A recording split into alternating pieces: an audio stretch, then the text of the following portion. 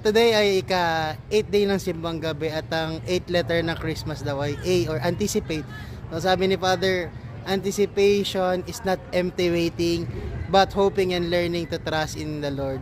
So katulad daw ni Zachariah at ni Elizabeth, no. So matagal sila anak, nag-hope sila, nag-aantay ng matagal.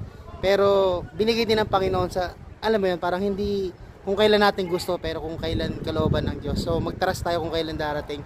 At naghintay sila ng matagal nang may pagtitiwala sa Diyos na magkakaroon. So nagkaroon sila ng anak kahit na sa kabila ng kanilang katandaan. So ganun din daw sa buhay natin. Minsan may ina-anticipate tayo, minsan hindi yun yung ibibigay sa atin, baka something better. Or minsan ibibigay sa iyo yun pero sa dulo minsan may mga iba pang maliliit. Kunwari gusto mo ng donut pero ang dumating Jayco muna, tapos Dunkin Donut, tapos may Krispy Kreme sa dulo kung yun yung gusto mo. So, yun lang.